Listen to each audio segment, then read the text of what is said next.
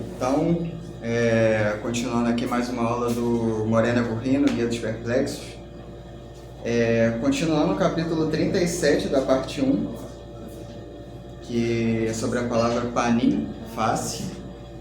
E nós estamos nas últimas 4 aulas falando sobre... A gente falou basicamente sobre 3 capítulos, porque esses capítulos são basicamente falando sobre a interpretação sobre Deus. E até o capítulo anterior, ele fala sobre os antropomorfismos. Para quem não sabe, antropomorfismo é o termo de qualidades humanas que as escrituras usam em relação a Deus. Não necessariamente se referem a Deus em si, mas são formas linguísticas de se referir a Deus utilizando atributos humanos. E as escrituras foram escritas desse modo. Então, por isso que diz que Deus usou sua mão forte, enfim, várias características humanas em relação a Deus.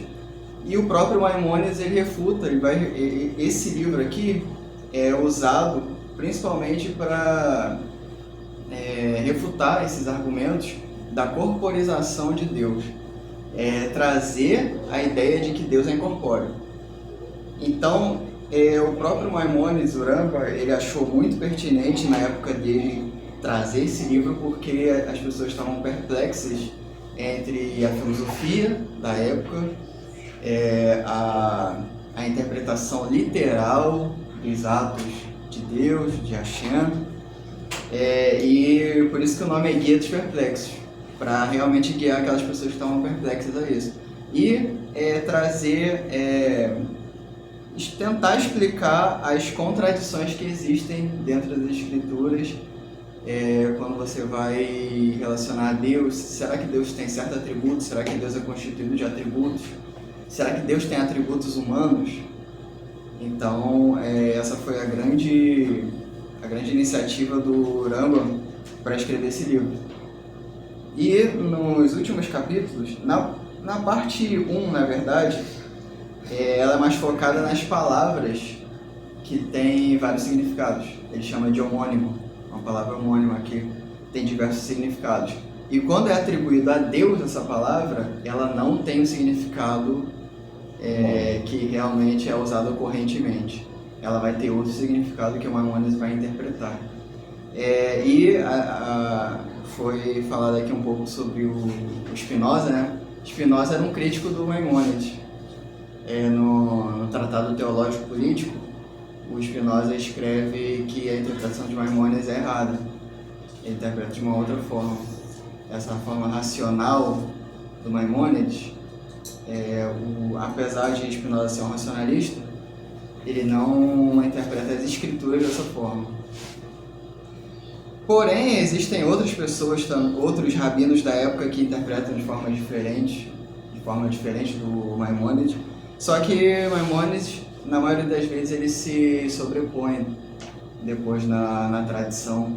Ele é aceito por várias vertentes dentro do judaísmo.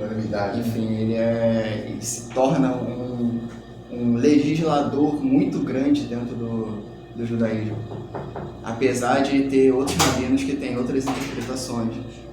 Tem interpretações mais místicas, interpretações mais literais, interpretações cabalísticas, por exemplo. A gente vê que o Maimônides, em nenhum momento ele fala de Kabbalah, ele fala do Maaseh Bereshit e Maaseh Merkavah, que seria a interpretação mais profunda, que seria o livro do Sod, a interpretação mais profunda das escrituras. E ele vai usar, nos capítulos anteriores, a gente viu que basicamente a gente dividiu as escrituras em duas partes, em 2 modos de interpretação. Uma é a interpretação literal, que o Rambam fala que é para todo o povo, que é sobre os mandamentos, os preceitos, enfim, tudo, a ética, tudo que se refere à comunidade, ao bem-estar, à prática da comunidade, enfim, tudo literal. E tem uma segunda parte das escrituras que ele vai falar que não é para todos, não é para o povo. Saber porque a cobra falou com ela.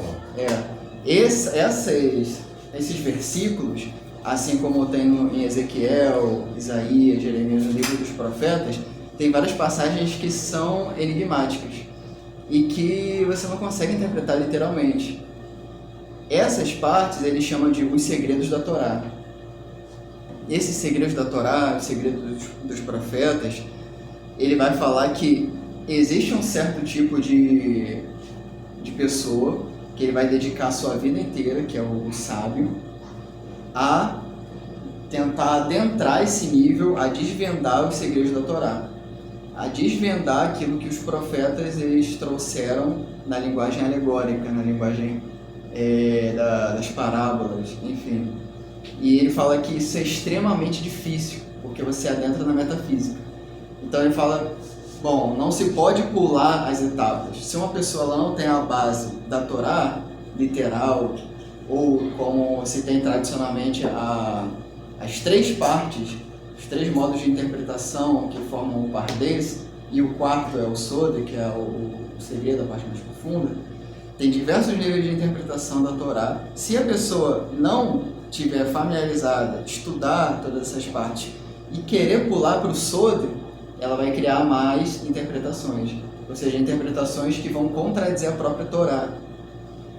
E foi interessante o que o Rodrigo trouxe na aula anterior, porque esse modo aqui, mineral, vegetal, animal, humano, esses modos de interpretar, eles fazem parte da Kabbalah, só que eles foram muito explicados por um rabino chamado Yehuda Ashlag, que é o Baruch HaSulam, que foi um grande sábio do século XIX, século XX, principalmente século XX, que ele nasceu em 1885, se não me engano, viveu até 1954. Então ele explicou a Kabbalah de um modo contemporâneo. Ele pegou Arizal, ele pegou aqueles cabalistas da Idade Média, século XV, XVI, XVII, e ele foi explicando de uma forma que fosse acessível a pessoas do século XX, pessoas modernas, contemporâneas. E ele vai usar muito isso, ele vai usar muito os níveis de desejo. E ele vai fazer uma síntese da Kabbalah como um trabalho sobre o desejo, que é o trabalho espiritual. Porque muitas vezes a gente fala sobre o que é espiritual, o que é espiritualidade. Mas na maioria das vezes a espiritualidade é uma palavra usada para se referir a alguma coisa que a gente não sabe muito bem o que é. É uma coisa meio abstrata, assim. Então o Baruch HaSulam, para trazer essa palavra tão abstrata, esses modos tão abstratos que se tinha, mesmo que foram sistematizados pelo Arizal, eles eram extremamente afastados do entendimento comum. Então as pessoas liam aquilo e não faziam ideia do que estava se referindo àquilo. Então ele traduz isso para o trabalho buscando a similaridade de forma. Uma psicologia também. Uma forma psicológica, trabalhar com o desejo de um modo que você trabalhar o seu ego, você trabalhar o seu desejo de receber para transformar no desejo de doar e assim se aproximar do Criador, que é o desejo de doar. Então, uma similaridade de forma. Então, esse modo ficou muito mais fácil. Não digo que didático, a prática dele é fácil, porque lidar com o ego humano, lidar com esse trabalho dos desejos é extremamente difícil. Porém, a didática, a forma de explicar se tornou mais próxima das pessoas. Então, esse eu acho que é das grandes contribuições do Rav Ashlag, do Baruch HaSulam, e do filho dele para essa explicação da Kabbalah. Assim como o Rambam tentou fazer no século XIII, na sua época, foi tentar desmistificar muitas interpretações que existiam na época dele e que eram más interpretações. Então as pessoas, principalmente o povo simples, acreditavam que realmente Deus era corpóreo, Deus habitava o céu, Deus tinha um trono lá em cima. Eles acreditavam literalmente nessas coisas. E o Rambam, como um filósofo, como racionalista, ele vai trazer a filosofia, principalmente de Aristóteles. Ele vai trazer Aristóteles, que ele tem uma menção aqui nesse livro que ele fala que é um dos maiores homens que existiram.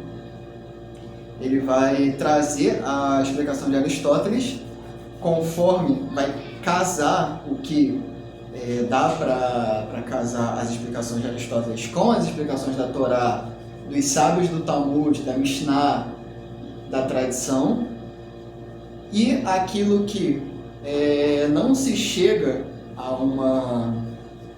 uma conclusão muito clara, algo que se torna ainda obscuro, ele vai falar que faz parte dos segredos da Torá.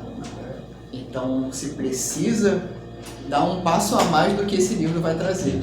Ele mesmo fala no início do livro que ele vai trazer os primeiros elementos, mas aqueles que adentram a metafísica, eles não podem receber o produto completo. Aqueles que trabalham dentro desse módulo SOD, eles recebem os primeiros elementos, que é o que ele traz aqui, e através dos primeiros elementos eles geram os frutos.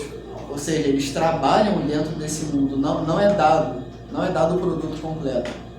Então isso é algo que, dentro da metafísica, é algo fundamental.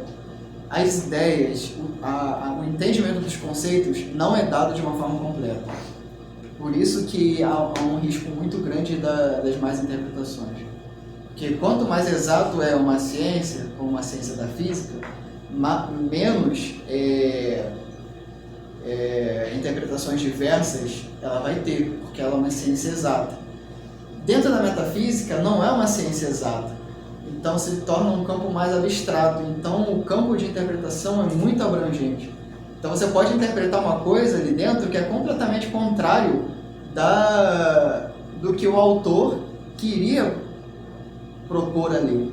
Então você pode ir radicalmente o contrário do que foi a proposta daquele assunto. Então o Rambam ele trata aqui do que é possível tratar dentro dos entendimentos da metafísica, retirar os mal entendidos, as contradições que existem dentro do próprio entendimento das palavras. Nesse capítulo 37 a gente está falando sobre a palavra panim, que significa face. A gente leu aqui a primeira parte dela só, mas eu vou acelerar a leitura para a gente finalizar a leitura desse capítulo e depois a gente vai explicando. Ele diz que panim é um homônimo, ou seja, é uma palavra que tem significados diversos. A maior parte dos seus significados são metafóricos. Panim é o nome da face de todo ser vivo, isso a gente já leu na última aula. Aí ele dá alguns exemplos. Todas as faces se tornaram pálidas, Jeremias 30, 6. Por que vossas faces estão tristes? Gênesis 47. E assim é usado frequentemente. Ele diz que também significa ira, como em e a sua ira, panerra, já não havia mais. 1 Samuel 1,18. Então ele diz que é empregado nesse sentido várias vezes para designar ira, indignação de Deus, a ira do Eterno dividimos, como está em Lamentações 4,16. Significa também a presença de uma pessoa e seu lugar, como em e se estendeu na face, pene, de todos os seus irmãos, ou seja, se refere a um lugar, Gênesis 25:18, e na face, pene, de todo o povo seria glorificado, Levítico 10:3, no sentido de na presença deles. Então ele dá aqui outros versículos, ele vai trazendo vários versículos aqui. E a gente parou, na verdade, aqui. Panim é também o advérbio de lugar. Aí ele fala em árabe imã ou bem, yeden. E é empregado diversas vezes nesse sentido em relação a Deus, como em diante do Eterno, Lifnei Hashem, Gênesis 10:9. Conforme este significado, Onkelos, e Onkelos foi um grande sábio, que era um prosélito, né? Mas esse grande sábio Onkelos, Na época dele, se não me engano, século II... Era sobrinho de Nero. Ele faz parte dessa época conturbada do Império Romano. Ele traz um Targum, que é uma tradução da Torá para o aramaico, só que não é uma tradução literal, é uma tradução interpretada. Só que a interpretação de Onkelos, o Maimônides gosta muito, porque é uma interpretação que tenta afastar de Deus o máximo possível a corporeidade. Tenta afastar de Deus o máximo possível a ideia de Deus estar num lugar específico, de Deus ter atributos antropomórficos. Então essa própria interpretação do Onkelos, ela é muito usada pelo Maimônides para se entender, se refutar essas ideias da literalidade do texto, se refere na própria Criador. Então Onkelos, ele foi um dos primeiros a fazer isso, a fazer um Targum, a interpretar as escrituras de um modo que afastasse do povo toda a ideia de corporeidade em relação ao Criador. Dá licença. Eduardo, no caso, fazendo isso, é como se estivesse diminuindo a grandeza do Criador, trazendo para esse sistema de corporeidade. Quando você tem a corporeidade do Criador, quando se entende que o Criador ele é um corpo, se entende que ele é limitado de alguma forma. Porque tudo que é constituído de forma e matéria, ela tem fronteiras, ela tem muros, ela tem limites, ela tem limitações. E o Uramba, ele quer afastar essa ideia do Criador, porque o Criador, ele é, como a gente viu na aula passada, ele é atsimuto, ele é compreensível. Não existem definições que possam definir a essência do Criador. O próprio Rambam fala isso diversas vezes. Ele diz que a essência do Criador, ela não pode ser compreendida. Até porque a palavra definir já significa afim, né? Quando você define algo como a linguagem faz, a linguagem ela define as coisas, você põe fronteiras, você define, você põe conceitos sobre esse elemento. A linguagem ela faz isso. A linguagem ela põe conceitos sobre um objeto. E você fazer isso com o Criador, de uma forma você está limitando o Criador. Ele não se torna mais infinito, mas ele se torna uma propriedade. Como, por exemplo... Você separa ele de você, né? É como se você estivesse se separando dele. Uma separação. E na história do pensamento, por exemplo, quando Kant, um filósofo alemão, ele diz que Deus é uma ideia, que se fala século XVII, XVIII, a morte de Deus dentro da filosofia, que ele diz que Deus é uma ideia, que Deus não é real, Deus não tem uma existência. Se faz diversas revoluções dentro do pensamento sobre o que é Deus. Se tem um pensamento tradicional do que é Deus, dentro da filosofia você tem um pensamento teológico do que é Deus, que é o Deus teísta, é o Deus da religião. Então você tem diversas interpretações sobre Deus. Mas quase todas as interpretações você define ele de alguma forma. Porque é muito difícil você se referir a Deus sem defini-lo de alguma forma. As próprias escrituras definem o Criador várias vezes. Não existe uma linguagem que possa expressar o que não tem definição. O próprio Baal HaSulam, ele diz que as escrituras são escritas na linguagem dos ramos. Porque a linguagem dos ramos é aquilo que traz para nós o que está escrito, as palavras ali postas, são os ramos, mas a raiz espiritual daquilo, ela é como se fosse uma árvore de cabeça para baixo. Os ramos, eles estão aqui, eles são a interpretação do Pshat, eles são as escrituras literais. O que está por trás dessas escrituras, que ele chama de raízes, é um conceito espiritual. Então, as definições, quanto mais definido o objeto mais próximo do nosso mundo ele é. Então, a gente pode imaginar que nos mundos, espirituais, quanto mais baixo é o mundo, quanto mais próximo do nosso mundo, mais definida a coisa é. Mais densa, né? Mais densa, mais definida, com mais fronteiras ela é. Logo, a linguagem ela percebe essas coisas mais facilmente. A linguagem não percebe o Criador, porque o Criador está acima de todas essas coisas. É por isso que dentro da Kabbalah, o Criador é chamado de Atzmuto, e Atzmuto não é estudado, ele é só mencionado. O que é estudado é de Ein Sof para baixo. Seria o que não foi citado, assim, o não criado, né? Tudo que é criado, ele está dentro de Malhut. Ele é um vaso, ele é uma criação. Então ele é definido. Ele é conceitual, é um objeto conceitual. E Deus não é um objeto conceitual. É o não criado. Deus também não é uma ideia teológica. Tudo que se tem sobre o Criador, Hashem, nas escrituras, em toda a tradição, são chamados de qualidades. E é por isso que os sábios dizem, assim como o Criador é misericordioso, seja você misericordioso. Porque assim, de alguma forma, o Criador é alcançável. Pelos atributos que você consegue imitar. Então, esses atributos são criações do Criador, não são o Criador em si, porque o Criador não tem definições, mas são coisas que podem ser alcançadas pelo ser humano numa certa medida, em que o ser humano, a partir disso, pode trabalhar com o seu desejo de receber por si mesmo, ser moldado num desejo de receber para os outros. Ou seja, Deus se expressa através do seu corpo. Exatamente. O homem é um produto. O homem é um produto de possibilidades. Por isso que o homem, o mundo, ele é uma criação, ele é o desejo de receber. Porque tudo aquilo que recebe, ele tem as possibilidades de agir.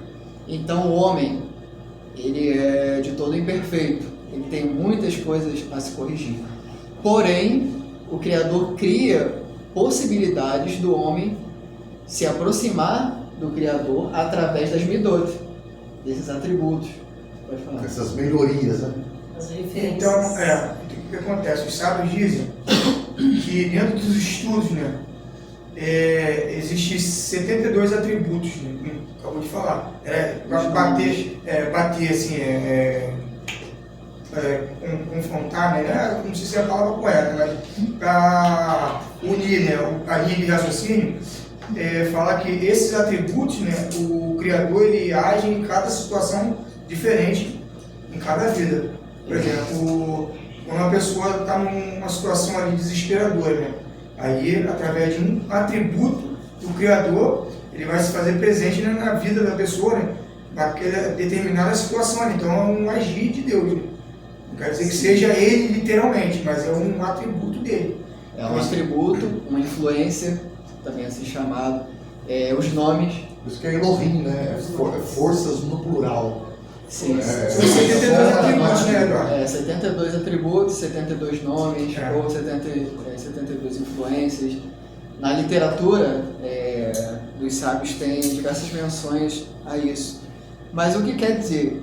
Esses nomes, eles, até conforme a interpretação do Rambam, não se referem à essência do Criador, mas se referem a modos do Criador no mundo, ou seja, influências. E o Spinoza, ele vai muito brilhantemente falar sobre os modos de Deus, que vai falar que Deus é uma única substância infinita e nós somos modos de Deus, ou seja, somos parte dessa substância de uma forma, de um modo, ou seja, com uma limitação, com uma natureza, e nessa natureza, nesses modos, somos um próprio modo da substância, ou seja, somos emanações, expressões do Criador, que é a única substância para Spinoza, só que nós temos o poder de agir conforme a nossa natureza. Então eu acho que isso é brilhante em Spinoza. Representação de Deus, né? Que nós, seres humanos, a natureza em si, são expressões do Criador de uma forma como um modo, ou seja, uma influência limitada, delimitada. Ou seja, você é a única forma de Deus experimentar a imperfeição. Exatamente. Então aí existe o trabalho.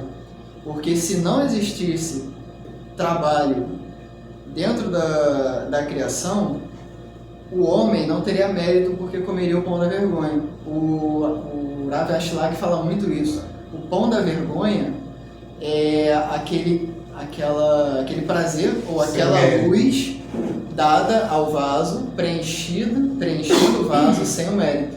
É o pão da vergonha. Mas quando o vaso ele pode trabalhar, ele pode agir para se aproximar do Criador, aí ele está criando mérito. Aí ele não come o pão da vergonha. Então ele se aproxima do Criador dessa forma, essa similaridade de forma. Então, quer dizer, todas essas palavras que a gente aprendeu até agora nesse livro, de forma alguma a gente pode interpretar como fazendo parte da essência do Criador, nem como características do Criador, assim como o ser humano tem certa característica. É a nossa forma de tentar entender. A nossa forma de tentar entender, que é limitada, e é limitada pela nossa própria natureza, pelo nosso eu, porque todos nós vemos o mundo como girando ao nosso redor. O mundo funciona através do mecanismo do ego. E é isso que o Baal HaSilam ele trouxe. É você usar esse ego e transformar ele numa ferramenta que não seja mais receber por receber, mas receber para doar. Aí ele fala que essa única forma do ser humano se elevar e começar a perceber o Criador, em uma certa medida. Sempre numa medida limitada. Mas como a natureza, vamos dizer assim, natureza entre aspas, porque a própria linguagem é uma limitação, mas assim, como nós estamos usando a linguagem, na própria natureza de Deus é a doação, já que ele não precisa de nada, ele já é completo e ele doa. Nós, como somos módulos, como somos vasos, nós precisamos receber, porque temos ausências, temos faltas. Então, como o Criador é o doador e nós somos receptores, quando nós adquirimos propriedades de doação, logo, espiritualmente, há uma proximidade. Esse distanciamento, ele vai ficando menor. Então, tudo que é no espiritual, ele não age conforme o espaçamento como nós conhecemos. Que nós estamos afastados de um objeto pelo espaço, pelo tempo. No espiritual, as coisas são pelas formas, são pelas similaridades. E essas similaridades, elas são... Vou dar um exemplo, só para a gente entender. Existe um objeto A e um objeto B. Vamos dizer que são dois objetos espirituais. Eles são dois objetos separados, certo? Um é A e o outro é B. No espiritual, qual a concepção espiritual desses dois objetos? Eles estão afastados porque eles têm uma diferença de forma entre eles, o que faz eles serem dois objetos. No mundo espiritual, esses dois objetos podem ser um só, no momento em que eles adquirem propriedades similares.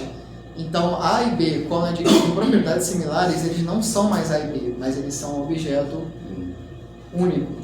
Então, assim como o Criador, ele é a força de doação e a criação é a força de recepção, quando em uma certa medida o ser humano adquire a propriedade de doação, ele recebe do Criador para doar, ele se torna um canal, aí sim, esse distanciamento entre o Criador e a criatura, ela é diminuída. Ou seja, ele começa a perceber o espiritual. Fusão. Aí o espiritual deixa de ser uma simples abstração e passa a ser um modo de sentir. Aquela frase do filósofo Agostinho, ó Deus, dize o que queres de mim e dai-me o que queres de mim. Sim. Porque até o ato de você fazer algo a Deus, você só faz porque Ele te deu a possibilidade de fazer. Então não há nada que seja propriamente seu. Exatamente. É por isso que dentro desse esquema que a gente está falando, a criatura que ela está no nível mais baixo, que ela é o vaso que receber, mesmo que o trabalho dele seja de baixo para cima, querendo alcançar o Criador, toda a força, vamos dizer assim, todo o mérito por trás de tudo isso é o próprio Criador. Porque o Criador, a ação dele é de cima para baixo, a ação da criatura é de baixo para cima. Só que sem a ação do Criador de cima para baixo, não existiria a possibilidade de um trabalho de baixo para cima. Ou seja, sem uma ação não tem reação. é como o livro do Shammai fala na abertura do livro. Não existe nada além do Criador. Porque no final de tudo, se você for atrás de tudo, de todas dos ramos, de todas as raízes e ver realmente todas as causas e efeitos, elas vão te levar para um único lugar. E esse lugar é o Criador. E é o que o Rambam aqui, ele fala numa linguagem aristotélica, é o motor imóvel. Ou seja, aquele que move todas as coisas, mas ele mesmo não se move porque não tem um movimento. Não tem um lugar que não seja ele. Não tem um lugar onde abranja esse motor imóvel na linguagem de Aristóteles. E o próprio Rambam depois, principalmente na parte 2 e a parte 3, ele vai explicar o que é esse motor imóvel. Que no final das contas, o motor imóvel é uma linguagem aristotélica para se referir ao Criador. Porque é aquele que põe todas as coisas em movimento, mas ele mesmo não se move. Ou seja, ele não é afetado. Matriz, né?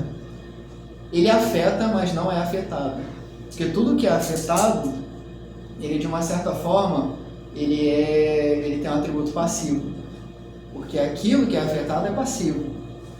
Ou seja, todos os objetos no mundo, as pessoas, todos nós temos atributos passivos. Porque nós somos afetados pelas coisas externas, pelos nossos próprios sentimentos, pela nossa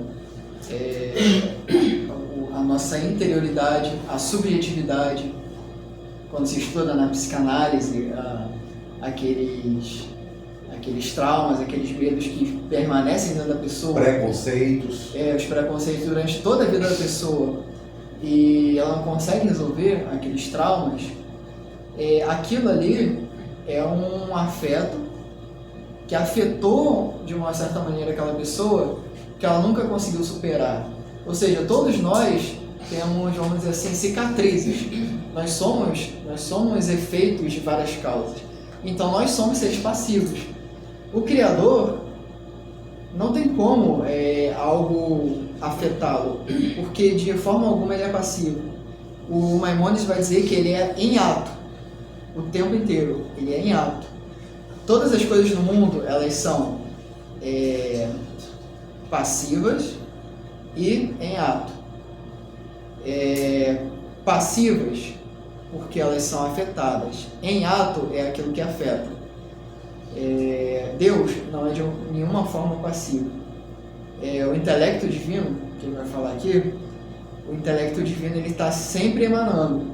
O intelecto divino ele é uma emanação que não deixa de emanar em nenhum momento. É a própria existência se movendo. Ele está lá sempre. A emanação do Criador está sempre disponível. Agora, se uma pessoa vai ser afetada de uma certa forma ou de outra, vai depender das propriedades daquele ser, daquele vaso, daquele clipe. Então, quer dizer, os modos que somos nós, somos criaturas, seres limitados, nós vamos ser afetados por esse intelecto ativo que é o Criador, que está agindo o tempo todo. Só que, por exemplo, existe uma diferença entre o homem comum, que o Maimônides diz que é o povo simples, e um grande sábio, um cabalista, por exemplo. Existe uma diferença entre os dois? A princípio existe muita diferença. Ele próprio fala, existe uma grande diferença entre o sábio e o tolo, entre aquele erudito e o homem comum. Só que qual é essa grande diferença? Os dois, eles são vasos de recepção. Eles têm uma mesma natureza. Eles são separados do Criador. O Criador é o desejo do ar, infinito. Mas por que eles são diferentes? O sábio, e o tolo. Por que eles são diferentes? Se ambos são vasos de recepção, o que faz a natureza de um ser diferente da natureza do outro? Deus, o Criador, Hashem, emana de uma forma diferente para o sábio. Ele emana essa forma. Ele emana essa forma diferente para o tolo? Na verdade, não. Ele emana da mesma forma para os dois, para o sábio e para o tolo. Agora, as propriedades do vaso, aquele que recebe, da forma que ele vai receber, aí sim é a diferença. Salomão disse: o sol brilha sobre justos e injustos. Exatamente. O sol que brilha sempre. A natureza não tem preconceito nenhum. Não. Exatamente. O Eterno está todo o tempo doando. Agora, se certo indivíduo vai perceber isso, se essa luz vai preencher o vaso dele, corrigir todas as midot, vai de acordo com os atributos do vaso, do cli, e não a mudança da luz. A luz é sempre a mesma. Então, quer dizer, o sol que ilumina o tolo é o mesmo que ilumina o sábio. Então, o perverso e o justo são iluminados pela mesma luz, pelo mesmo sol. Agora, o agente de mudança é o próprio ser humano. Apesar do Criador, ele é a fonte de tudo, porque ele fez a criação, ele deu todas as possibilidades. Agora, com as possibilidades, cabe ao ser humano trabalhar com elas. Então, os vasos vão trabalhar com essas possibilidades. Para se elevar. Aí se cria o mérito, se eleva, e cada vez mais as midot são corrigidas, esses atributos emocionais são corrigidos, e o Criador vai ficando cada vez mais visível. Percebido, visível de uma certa maneira, percebido por esse vaso. Por causa da similaridade de forma, né? Por causa da similaridade de forma. Exatamente. Então você vê Deus agindo conforme você melhora. Exatamente. Então, quer dizer, o Criador não muda. Não é que uma hora ele vai ficar com raiva de você, outra hora ele vai se arrepender, outra hora ele vai te amar e outra hora não. Quer dizer, esses atributos de mudanças, como o Rodrigo falou aqui na aula anterior, esse ir para cima e para baixo, essas ondulações, acontecem no humano, acontecem na natureza. As ondulações acontecem na natureza. Um dia nós estamos bem, um dia nós percebemos melhor o Criador, outro dia nós estamos no fundo do poço, outro dia a gente está melhorzinho. Então, nós estamos a todo tempo nessas ondulações. O Criador não existe mudança. Ele está sempre emanando, sempre doando, porque ele não é afetado por nada. Então, quer dizer, por isso que a gente, com esses conceitos, a gente vai entendendo várias coisas que estão escritas nesse livro e que outros sábios também falaram. Por que o Criador não tem movimento? Porque tudo que tem movimento é afetado. Logo, o Criador não tem movimento porque não é afetado. Então, essa é a lógica aristotélica. A lógica aristotélica da filosofia de Aristóteles, ela é um método muito rígido. E é um método que casou muito bem com o Rambam, porque o Rambam ele é rígido, ele é um pensador rígido. É um pensador muito, assim, rigoroso. O rigor, ele tem um rigor filosófico muito, muito grande. A filosofia, ela necessita de um rigor. Quando se estuda a filosofia, você precisa de um rigor. Quando você adentra, basicamente, a teologia, somente, não é necessário tanto rigor. Não é necessário porque se tem a fé, se tem a crença, se tem o costume. É mais subjetivo, né? É uma coisa mais subjetiva. Quando se lida mais com os métodos, como o próprio Spinoza era um cara muito rigoroso, muito. Foi um dos filósofos que eu li mais rigorosos. A obra ética dele é uma obra matemática. Ele explica a ética de uma forma matemática. Então, quer dizer, é um cara muito rigoroso. Rambam também era um cara muito rigoroso. Então, ele vai vendo as causas e efeitos para cada coisa. Então, logo, o Criador é o motor imóvel por quê? Não se move porque aquilo que se move é afetado por algo. Já que aquilo que afeta algo é precedente a esse algo, logo, se o Criador é infinito, é eterno, não existe algo que é precedente a ele. Logo, não existe um momento no tempo em que ele agiu de uma forma e depois passa a agir de outra. Não existe. Por isso que que é até uma discussão muito grande aqui no início da segunda parte, que são 25 proposições que o Rambam aceita da escola de Aristóteles e uma 26ª que ele não aceita. Porque uma das ideias de Aristóteles é que o universo é eterno. O Rambam não acredita nisso. O Rambam acredita que o universo é uma criação. Então o Criador criou o universo. O Aristóteles não. O Aristóteles Pode ser infinito, né? Mas eterno só se não tiver começo. Então é uma diferença que o próprio Rambam ele fala. Se o Criador ele criou o universo em algum momento, ex nihilo, do nada, não quer dizer que o universo vai acabar um dia. Porém, Aristóteles acreditava que o universo sempre existiu e sempre existirá, porque é uma necessidade. Ele vê Deus como uma necessidade. De uma certa forma, é um conceito muito interessante. Deus como uma necessidade. Mas aí Deus não seria criador ex nihilo, ele seria um motor imóvel que sempre existiu e que ele afeta o universo, ele afeta toda a criação, mas ele é sem movimento porque ele não é afetado.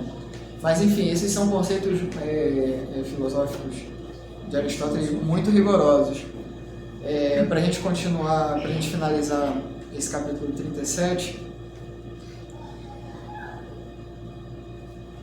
ele diz aqui sobre Onkelos. Onkelos interpreta em minha face não será vista. Assim, e estes que estão diante de mim não poderão ser vistos. Essa é uma interpretação do Targum. Então ele traz aqui dois textos. Um é o texto literal, que é que ele fala que em Gênesis não, em Êxodo, minha face não será vista, e o Onkelos, fazendo uma interpretação em aramaico, diz: e estes que estão diante de mim não poderão ser vistos, indicando que existem criaturas sublimes que o ser humano não pode percebê-las como elas realmente são. São as inteligências separadas. Aí esse é outro termo que é meio confuso. O que são inteligências separadas? É a linguagem do Rambam para se referir aos anjos. Ele tem uma... Já ia comentar sobre aquele assunto dos 321 portais de Abulafia. Fala sobre as inteligências superiores. Essas inteligências superiores, é o que o Rambam diz que elas têm uma natureza mais próxima do Criador, porém o ser humano não consegue atingir a natureza também dessas inteligências separadas. Então, por exemplo, são os anjos, são aqueles chamados de Malachim, vem da palavra malar, melahá, que é trabalho. Sim, é aqueles que executam algo. Isso. Por exemplo, aqueles que trazem uma mensagem. Mas agora um conceito para a gente entender como o Rambam ele vê isso. Inteligências separadas. Por exemplo, as esferas celestes, que era um modo na época do Rambam que se via o universo, como várias esferas celestes, uma dentro da outra, que compartilham o mesmo centro. Então, se tem a esfera da Lua, se tem a esfera dos planetas, a esfera das estrelas, é um universo mecânico. Era a concepção do universo naquela época. O Rambam vai dizer que o que move as esferas celestes são anjos. E os anjos são as almas das esferas celestes, ou seja, aquelas coisas que produzem movimento. Então, por exemplo, o movimento de um astro no céu, por exemplo, seria um anjo, seria a alma daquele corpo celeste. Então, por exemplo, a força da gravidade, que hoje a gente entende que o movimento dos corpos celestes são produzidos pela gravidade conforme as suas massas, enfim. E essas forças que agem sobre os corpos são também chamadas de anjos. Então, por exemplo, as forças naturais, a força da gravidade, as forças que mantêm o núcleo de um átomo. Toda ação independente do homem é uma ação... É uma força da natureza. É.